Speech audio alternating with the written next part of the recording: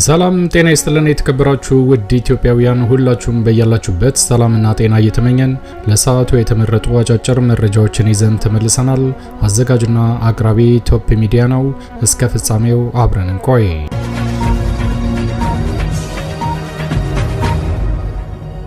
ክቡራን አድማጮች እንደተለመደው ይሄ መረጃ ለፍትህ፣ ለዲሞክራሲ፣ ለእኩልነት ለሚታገሉ ንጹሃን ወገኖቻችን በአጠቃላይ ድምጽ ለመሆን ስለሚረዳ ወዳጆቼ ላይክ በማድረግ እንድትጀምሩ ስል በትህትና ለማስታወስ እወዳለሁ።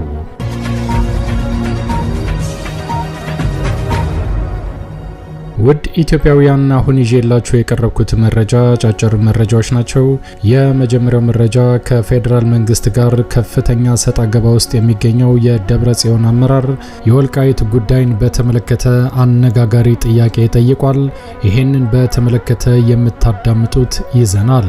በተመሳሳይ የትግራይ ተወላጆች በአሜሪካ ሰላማዊ ሰልፍ እንደጀመሩ ተሰምቷል። በሰላማዊ ሰልፋቸው ላይ ከረጅም ጊዜ በኋላ ዛሬም ጠንካራ መፈክራቸውን ጀምረዋል። ይህንን በተመለከተ የምታዳምጡት ይዘናል። በሌላ መረጃ ደግሞ በአማራ ክልል በተለያዩ ግንባሮች ላይ ዛሬም ተጠናክሮ የቀጠለው ወታደራዊ እንቅስቃሴ፣ በተለያዩ ግንባሮች ላይ የፋኖ የሽምቅና የደፈጣ እርምጃ ተጠናክሮ የቀጠለ ሲሆን በተመሳሳይ አብይ አህመድ ያሰማራው ወታደር ፋኖን ለመደምሰስ በሚያደርገው እንቅስቃሴ የሽምቅና የደፈጣ ሰለባ መሆኑ ቀጥሎበታል። በደሴ አካባቢ ከፍተኛ ውጊያ እንደተደረገም ተሰምቷል። ይህንን በተመለከተ የምታዳምጡት ይዘናል። እስከ ፍጻሜው ከቆያችሁ ታዳምጣላችሁ። መልካም ቆይታ።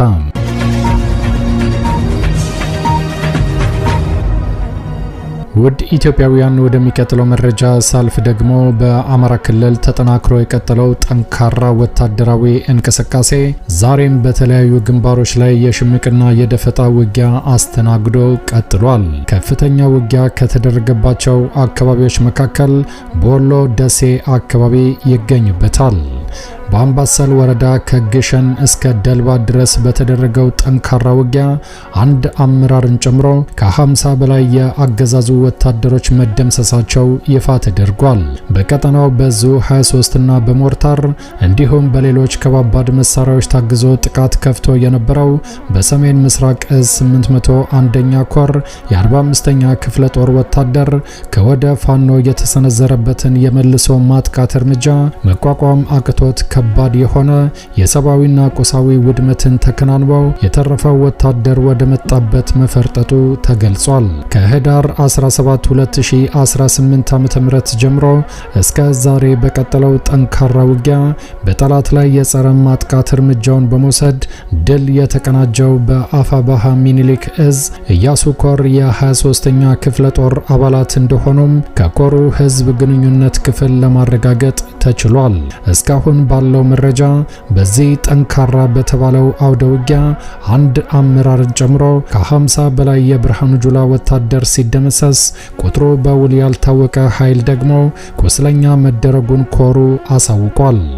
በተጨማሪም 1395 የዲሽቃና የብሬን እንዲሁም ደግሞ የክላሽ ተተኳሾች በፋኖ እንደተማረኩም ገልጸዋል።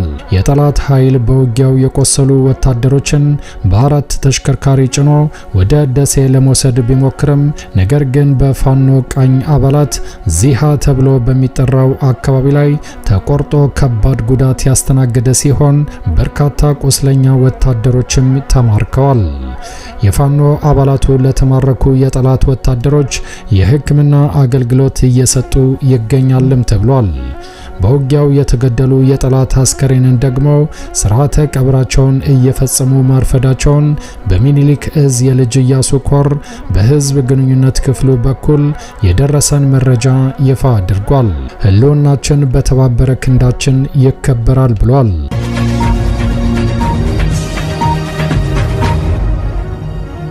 ክቡራን አድማጮች ወደሚቀጥለው መረጃ ሳልፍ ደግሞ ህዳር 18 2014 ዓ.ም ፋኖ ጠላትን ስቦ በመምታት የውጊያ ስልት ባደረገው የማጥቃት እርምጃ ድል መቀናጀቱን አሳውቋል። በምስራቅ አማራ ቀጠና በዳለንታና በአምባሰል ወረዳ አዋሳኝ ልዩ ስሙ ተሬ ተብሎ በሚጠራ አካባቢ ጠላትን ስቦ በመምታት የውጊያ ስልት ፋኖ ባደረገው የማጥቃት እርምጃ በርካታ የብልጽግና ቡድን ተላላኪ ወታደሮች ሙትና ቁስለኛ መደረጋቸውን ከቦታው የደረሰን መግለጫ ይፋ አድርጓል። በአፋብኃ ምስራቅ አማራ ቀጠና ሚኒሊክ እዝ በቅርቡ በኮር ደረጃ ከተዋቀረበት ዕለት ጀምሮ ከወትሮ በተለየ ሁኔታ በጠላት ላይ ከባባድ ጥቃቶችን በመሰንዘር ታላላቅ ድሎችን እየተቀናጀ የሚገኘው የደጋው መብረቁ ኮር ህዳር 18 2018 ዓ.ም ከረፋዱ ጀምሮ እስከ አመሻሹ በተሬ ቀጠና ባደረገው ከፍተኛ ተጋድሎ በጠላት ላይ ከባድ የሆነ የሰብአዊና ቁሳዊ ኪሳራ ማድረስ እንደቻለ ይፋ አድርጓል። በትላንቱ በዚህ ጠንካራ ውጊያ ፋኖ የጠላትን ኃይል ወደ ተሬ ቀጠና ስቦ ካስገባ በኋላ መውጫ መግቢያውን ጥርቅም አድርጎ በመዝጋት የመልሶ ማጥቃቱን የጀመረ ሲሆን በዚህም በርካታ የጸረ አማራው ብልጽግና ቡድን ወታደሮች ሙትና ቁስለኛ ሲደረጉ፣ ቀሪዎቹ ደግሞ የወደቁ ጓዶቻቸውን ሳያነሱ ወደ ተንታ ወረዳ መፈርጠጣቸውን ከደጋው መብረቁ ኮር ህዝብ ግንኙነት ክፍል ማረጋገጥ ተችሏል። በተመሳሳይ በተሬ ቀጠና በርካታ የጠላት አስከሬን በየአርሶ አደሩ ማሳ ወድቆ እንደሚገኝ በምስልና በቪዲዮ የላኩት መረጃ ያረጋግጣል። የተመቱ የብልጽግና ወታደሮችን በተመለከተ በቴሌግራም ቻናል ላይ መመልከት ይቻላልም ተብሏል።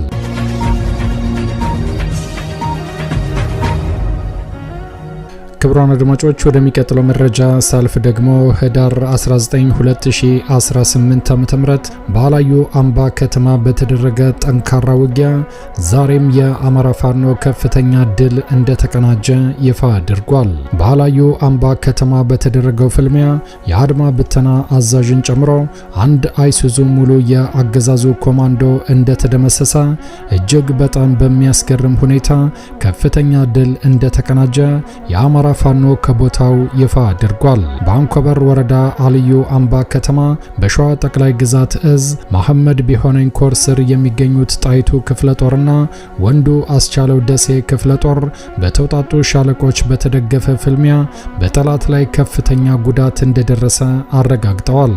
በአንኮበርና አልዩ አምባ ከተማ መካከል የምትገኝ ልዩ ቦታው ጥድ አምባ የሚባል ቦታ ላይ ለእገዛ የመጣ የአገዛዙ ኮማንዶ አንድ አይሱዙ ሙሉ በተወሰደበት ጠንካራ የደፈጣ እርምጃ እንደተደመሰሰ አረጋግጠዋል። በተጨማሪ በአልዩ አምባ ከተማ በተደረገው ፍልሚያ የአድማ ብተና አዛዥ የሆነው አማረ የተባለ ጸረ አማራ የአገዛዙ ቀኝ እጅ ነው የተባለ አመራር በጀግኖቹ በተወሰደበት የደፈጣ እርምጃ ጉዳት እንደደረሰበትና በከፍተኛ ሕክምና ላይ እንደሚገኝ አረጋግጠዋል።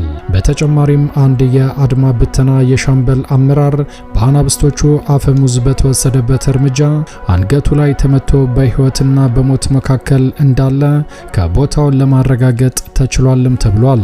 በተጨማሪም የአድማ ብተና ተመራጭ የሆኑ የቡድን መሳሪያ ተኳሾች አንድ የስናይፐርና የብሬን ተኳሾች ከነ ጦር መሳሪያቸው በወገን ጦር በቦምብ እንደጋዩም ይፋ ተደርጓል። በዚህ የቦምብ እርምጃ መሳሪያውም ተኳሾቹም እስከ ወዲያኛው ተሸኝተዋል ብለዋል። በተጨማሪም ጥዳምባ የምትባል ቦታ ላይ አንድ አይሱዙ ሙሉ ከተደመሰሰው ውጪ በተጨማሪ በአልዩ ከተማ በነበረው ፍልሚያ ከጠላት በኩል በውስጥ በደረሰን መረጃ መሰረት 13 የአገዛዙ ጥምር ጦር አባላት እስከ ወዲያኛው የተሸኙ ሲሆን በተጨማሪም 18 የሚጠጉ ወታደሮቻቸው ቁስለኛ እንደተደረጉ ተረጋግጧል ብለዋል። በዚህ አካባቢ በተደረገ ውጊያ የጦር መሳሪያዎች እንደተማረኩም አመራሩ በሰጠው መግለጫ ይፋ አድርጓል። በዚህ አውደ ውጊያ የተገኙ መሳሪያዎችን በተመለከተም 7 የነፍስ ወከፍ መሳሪያ ከ550 በላይ የብሬንና የክላሽ ተተኳሽ 2 የብሬን ሸንሸልና 4 የክላሽ ካዝና እንደተማረከ ይፋ አድርገዋል። በአጠቃላይ በነበረው በዚህ ጠንካራ አውደ ውጊያ የመሐመድ ቢሆነኝ ኮር የኮሩ ቃኞች ታላቅ ጀብድ እንደፈጸሙ አረጋግጠዋል። ሸዋ ጠቅላይ ግዛት እዝ ህልውናችን በተባበረ ክንዳችን ህዳር 19 2018 ዓ.ም የተገኘውን ድል በተመለከተ የተሰጠ መግለጫ።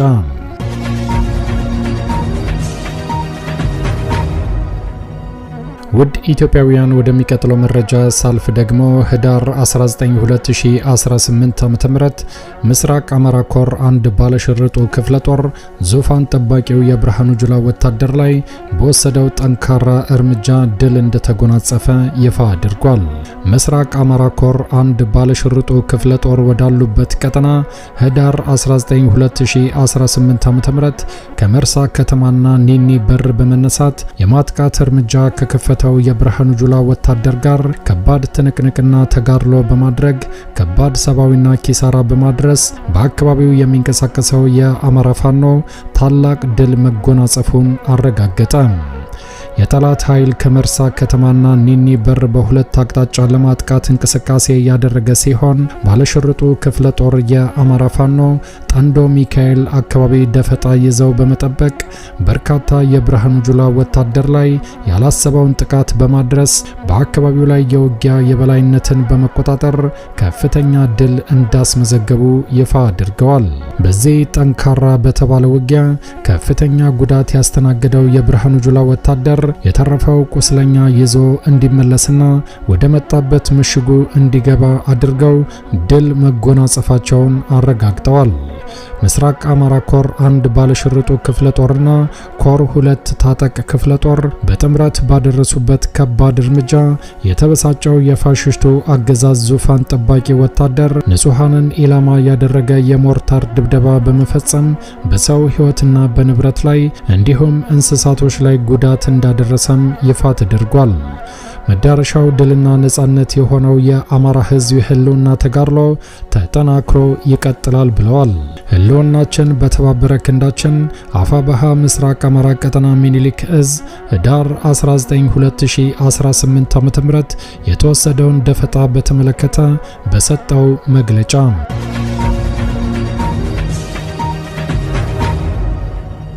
ክቡራን አድማጮች ወደሚቀጥለው መረጃ ሳልፍ ደግሞ ከረጅም ጊዜ በኋላ የትግራይ ተወላጆች በውጭ ሀገር የሚያደርጉትን ጠንካራ ህዝባዊ ተቃውሞ በአሜሪካ እንደገና እንደጀመሩት ተሰምቷል። የትግራይ ተወላጆች በአሜሪካ በሚገኘው ዩናይትድ ኤምሬት ኤምባሲ ደጃፍ ላይ ታላቅ ተቃውሞ ሰልፍ አድርገዋል። በዋሽንግተን ዲሲና አካባቢው የሚገኙ የትግራይ ዲያስፖራ ኮሚኒቲ አባላት ረቡዕ ዕለት በስቴት ዲፓርትመንትና በዩናይትድ አረብ ኤምሬት ኤምባሲ አካባቢ የተቃውሞ ሰልፍ ማድረጋቸው ተዘግቧል። ሰልፈኞቹ በተለይ በኤምባሲው ደጃፍ ላይ ከያዙት መፈክሮች መካከል የእናንተ ድሮኖችና የጦር ማሽኖች ህዝባችንን እየገደሉ ነው ብለዋል። ዩናይትድ አረብ ኤምሬት በደም የጨቀየ እጅሽን ከትግራይ ላይ አንሺ የሚለው መፈክር ጠንካራ ነበር ተብሏል። ዩናይትድ አረብ ኤምሬት በአፍሪካ ውስጥ የሚደረገውን ጦርነት ስፖንሰር ማድረግሽን አቁሚ ብለዋል። በተጨማሪም ፍትህ ለትግራይ ህዝብ የሚሉና ሌሎች በርካታ መፈክሮችን አሰምተዋል። ሰልፈኞቹ በትግራይ ፍትህ እንዲሰፍን፣ ስደተኞችና ተፈናቃዮች ወደ ቤታቸው እንዲመለሱ፣ የፕሪቶሪያው የሰላም ስምምነት ሙሉ በሙሉ ተግባራዊ እንዲሆንና በትግራይ ላይ ያንዣበበው የጦር ደመና እንዲገፈፍም ጠይቀዋል። በአጠቃላይ የህወሓት ደጋፊዎች ሳይሆኑ እንዳልቀረ የተነገረላቸው እነዚህ ሰልፈኞች የተለመደ ጠንካራ መፈክራቸውን ቀጥለውበታል።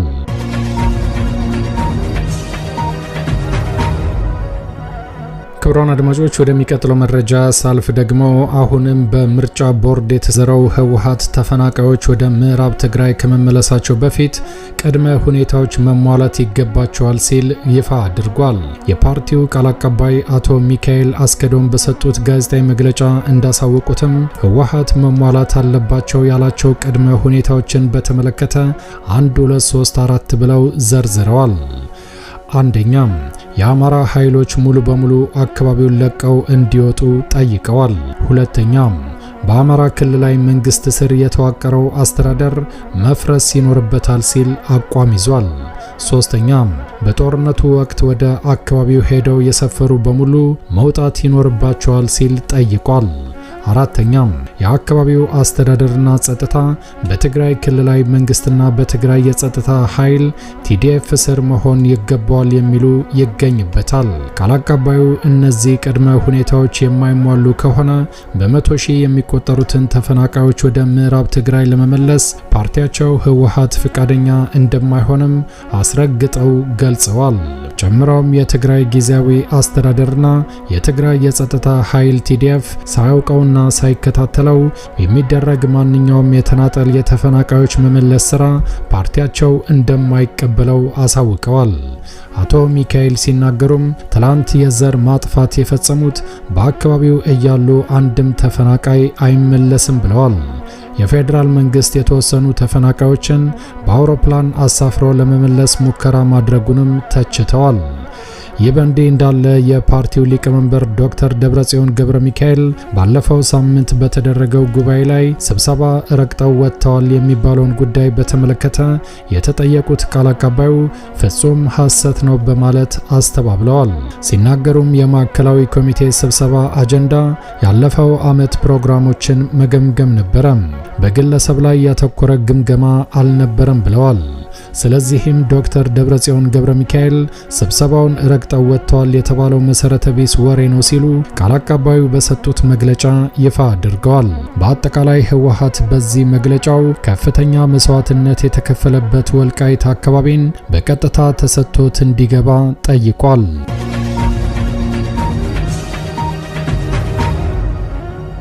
ውድ ኢትዮጵያውያን ቀዳሚ ወዳደረኩት መረጃ ሳልፍ ከፌዴራል መንግስት ጋር ከፍተኛ ሰጣ ገባ ውስጥ የሚገኘው የደብረጽዮን አመራር በመቀሌ ከተማ የቦምብ ጥቃት እንደተፈጸመበት ይፋ አድርጓል። በመቀሌ ከተማ የተፈጸመው የቦምብ ጥቃትና የነዋሪዎች ስጋትም በከፍተኛ ሁኔታ እንደጨመረ ተሰምቷል። ጥቃቱ ስማቸው ባልተጠቀሰ የሰላም ጸጥታ የሥራ ኃላፊ ላይ ያነጣጠረ ሳይሆን እንዳልቀረ ከመቀሌ የደረሰን መረጃ ይፋ አድርጓል። የከተማዋ የሰላምና ጸጥታ ጽሕፈት ቤት ኃላፊ አቶ ረዳሃኝ ፍሳሐ በከተማዋ አዲ ሐቂ ክፍለ ከተማ የሽብር ተልዕኮ በተሰጣቸው ሰዎች የተወረወረው ቦምብ በሰው ሕይወት ወይም በንብረት ላይ ያደረሰው ጉዳት የለም ብለዋል። ትላንት ሐሙስ ምሽት መቀሌ ከተማ በአዲ ሐቂ ክፍለ ከተማ የተፈጸመው የቦምብ ጥቃት ስማቸው ያልተገለጸ የሰላምና ጸጥታ ኃላፊ መኖሪያ ቤት ላይ ያነጣጠረ ሳይሆን እንዳልቀረ ስማቸውንም ሆነ ድምጻቸውን እንዳንጠቀም የጠየቁ የከተማ ነዋሪ ለዶቼ ቬለ ተናግረዋል። የሰላምና የጸጥታ ኃላፊ መኖሪያ ቤት ነውና ለሱ ታርጌት የተደረገ ይሆናል የሚል ጥርጣሬዎች አሉ። የቦምብ ፍንዳታው እንደደረሰ የቆየ ቦምብ ይሁን አዲስ የተወረወረ ወዲያው መለየት እንዳልተቻለ የተናገሩት ነዋሪው በጥቃቱ የቤቶች መስታወት ከመርገፍ ውጪ የደረሰ ጉዳት እንደሌለ ተናግረዋል። እንዲያም ሆኖ ግን የአይን ምስክሯ እንደተናገሩት ፍንዳታው በነዋሪው ላይ ከፍተኛ ድንጋጤና ስጋት አሳድሯል ብለዋል። ነዋሪው የፍርሃት ስሜት አለው። አሁን ያለው ሁኔታ መቼስ ታውቀዋለ። ትግራይ ውስጥ የሰላምና የጸጥታ ሁኔታ ጠንካራ አይደለም። እንግዲህ የሌላ የተቃዋሚ ድርጅቶች እንደዚህ ገብተው የቦምብ ጥቃት ሊፈጽሙ ይችላሉ የሚል ጥርጣሬ አለ። ነገር ግን የተወሰደው የቦምብ እርምጃ ከፍተኛ ባለስልጣኑንም ሆነ ነዋሪዎች ላይ ጉዳት አላደረሰም። ጉዳዩን በተመለከተ የደብረጽዮን አመራር እየመረመረ እንደሚገኝ ይፋ አድርጓል።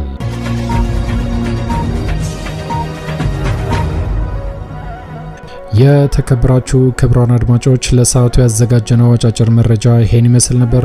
እንደወትሮ ለማስታወስ እንወዳለን ለቻናሉ አዲስ ከሆናችሁ ሰብስክራይብ በማድረግ የደውል ምልክቷን በመጫን ፈጣንና ታማኝ መረጃዎችን መከታተል ይችላሉ። አዘጋጅና አቅራቢ ቶፕ ሚዲያ ነበር። በሌሎች አጫጭር መረጃዎች እስከምንገናኝ ቸር ያሰማን። ኢትዮጵያ ለዘላለም ትኖር። ዘረኝነት ይውደም።